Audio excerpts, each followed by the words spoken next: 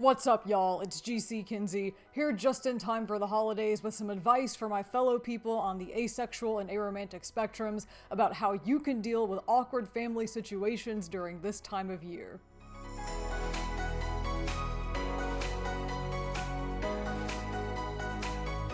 Oh, there's no place like home for the holidays, where you get bombarded with uncomfortable questions about your life choices and subjected to all manner of judgment for them. Fun, right?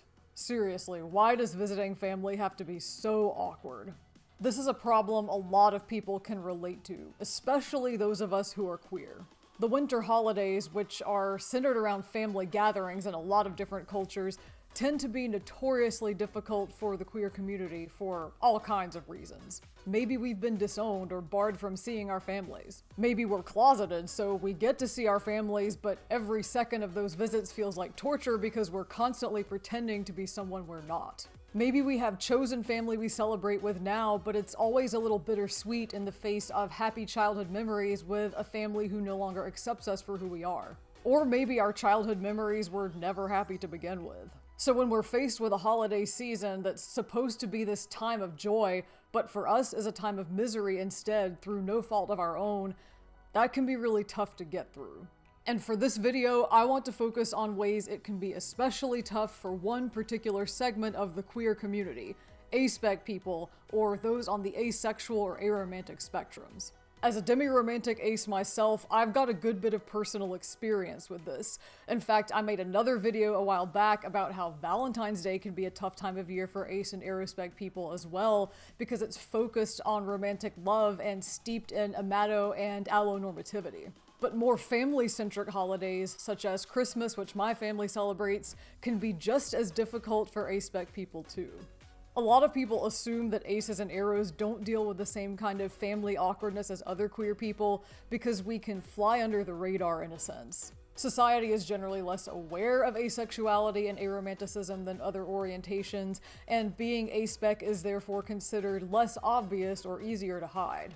But that's actually not true. Many families have heteronormative expectations for their kids, which includes amato and allo-normative expectations. And when we don't grow up to meet those expectations, our families notice, so it's not as easy for aces and aros to escape their family's scrutiny as you might think. Also, plenty of a-spec people are some other form of queer as well, myself included, so those of us in that position have to worry about scrutiny from our families on multiple levels. Here are some ways that family gatherings can be awkward or uncomfortable specifically for a-spec people. Number 1. You're expected to bring home a partner. In a lot of families, it's assumed that each person will one day leave the nest and start a family of their own. So by the time you reach young adulthood, or maybe even sooner, your family might start asking you if you like anyone, or if you've met anyone special, or when you're bringing someone home to meet them.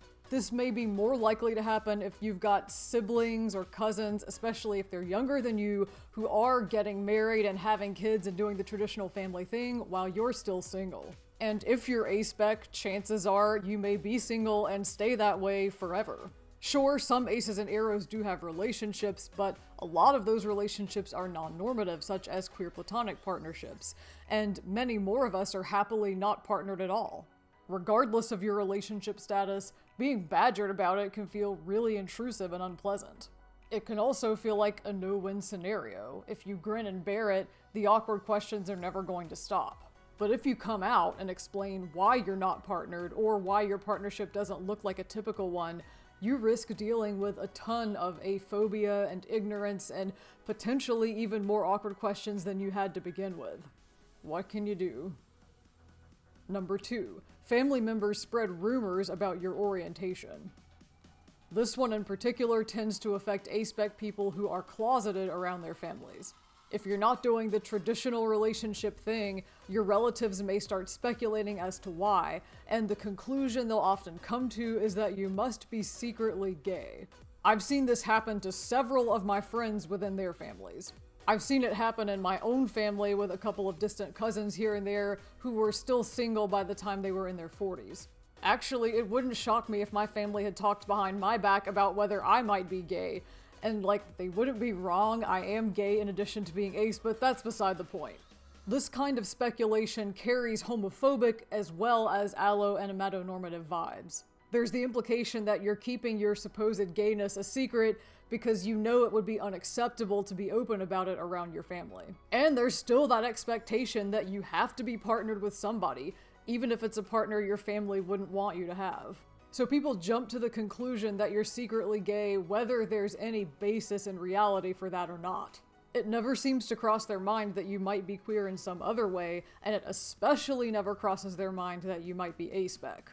And just like the first point, this one is also a no-win scenario. You might not have a clue that your family is even saying this about you if they're truly keeping it behind your back. But if you do catch wind of it, what can you even do to correct it? Saying, "I'm not gay" is exactly what a closeted gay person would say, so that's not gonna stop the rumors. Taking it a step further and saying, "I'm ace" or "I'm aro" or "I'm aro ace" instead is probably not going to help things either. It might end the speculation, but it certainly won't make anything less awkward. Number 3, you get weird judgments on your behavior that are rooted in ignorance about your orientation. This one is more common in families with very traditional values around sex. Things like sex should be reserved for marriage, or sex should only be for procreation. So if your family is really conservative or religious or otherwise sex negative, you might be familiar with this. Maybe you get some misplaced praise from family members who mix up asexuality with abstinence or celibacy.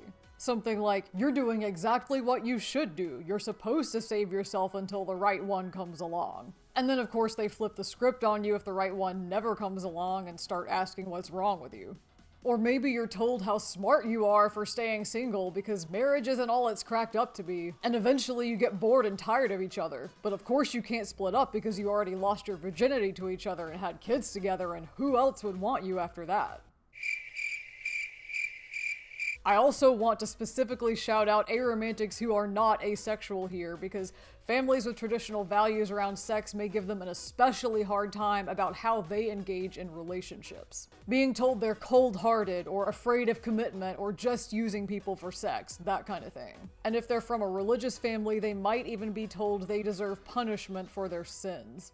Whether the judgments you get are positive but misplaced, or just out-and-out negative, none of it feels good.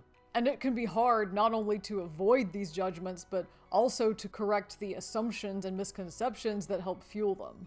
So what are some things you can do to make going home for the holidays more bearable for you as an a-spec person? Here are 5 different things to try. You know your family best, so you can be the judge of which ones might work well for you. Number 1, respond to questions about your relationship status with pride, never with shame.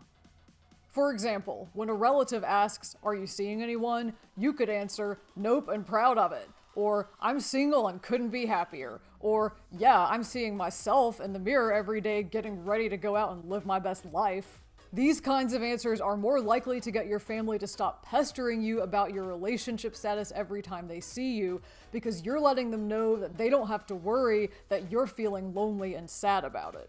I haven't been asked about my dating life at a family gathering in years now, even with all of my cousins and my younger sibling getting married while I'm still single, and I think a lot of that has to do with the fact that I've made it very clear how happy I am to be single.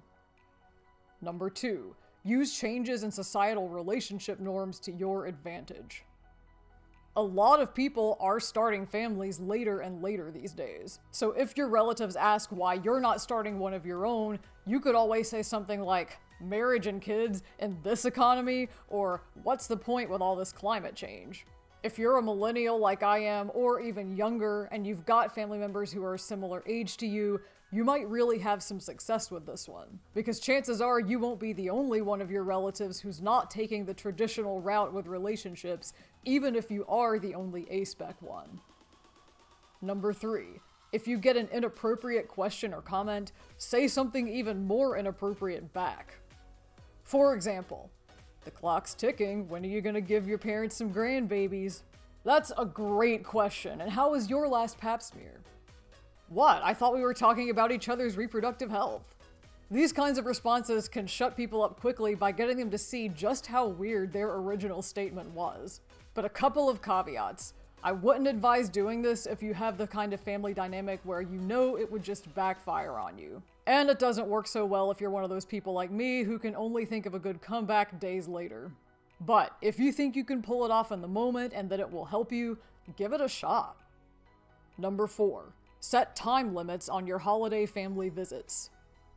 If there's no way to avoid awkwardness from your family entirely, the least you can do is minimize your exposure to it. So set limits on how long you'll be with your family over the holidays and stick to them no matter what. This might mean making your own travel arrangements instead of traveling with other relatives, especially carpooling. Whatever you do, do not let yourself get stuck in someone else's car for a family visit because you will end up there hours longer than you planned. Ask me how I know. It might mean staying at a hotel nearby instead of spending the night at a relative's home so you have some privacy and space to decompress.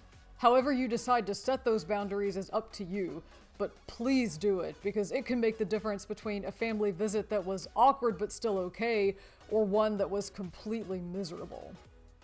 Number 5. Celebrate with your chosen family.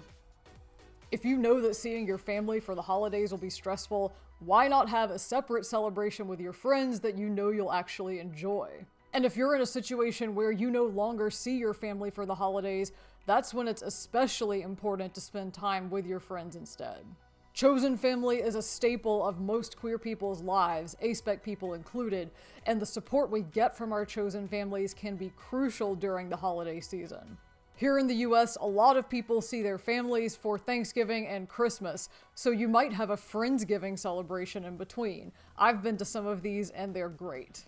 I've also done things like split up the holiday season between family for Christmas and friends for New Year's Eve, or hosted or attended parties with my friends in the weeks leading up to Christmas. Last year I got together with my chosen family to do a holiday-themed cosplay photo shoot, eat lots of cookies, and watch some gay TV shows. Also, the chosen family you celebrate with doesn't just have to be the human ones. Pets are part of our chosen families too, so if you've got any pets of your own, make sure to set aside some extra time to spend with them. I've found that pets can be especially helpful when you need to unwind after an awkward family gathering because there's no judgment that comes from them. They just love you for exactly who you are. This is my hamster Ayao. And we're gonna have lots of quality time together over the holidays, watching figure skating and snuggling together and enjoying some yummy treats. Alright, that wraps up all of my advice for my fellow ace and arospec people about how you can deal with the awkwardness of going home for the holidays. And now is where I want to turn the conversation over to you. If you're a-spec, what are family visits like for you? Are there any particulars about your place on the ace or aro spectrums that affect how your family treats you? Do you have any tips of your own for getting through this time of year? Drop a comment below and let's get a discussion going. You can also reach out to me on other social media. I am GC Kinsey across all platforms. And while you're here, feel free to check out some of my other videos. I have more vlogs like this one about my experiences as a queer person, along with cosplay music videos, makeup tutorials, pre-testosterone voice recordings, and more right here on this channel. So make sure to like and subscribe so you don't miss anything new. And with that, thank you so much for watching. I really appreciate all of your support. Ayao and I hope that you have a fantastic holiday season, and I will see you on the next one.